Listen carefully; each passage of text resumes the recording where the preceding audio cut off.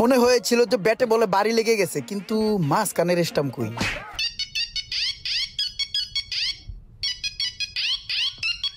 বল খেলতেছি, পরে কথা হবে, রাখ। পুরো মাঠ জুড়ে টান টান উত্তেজনা।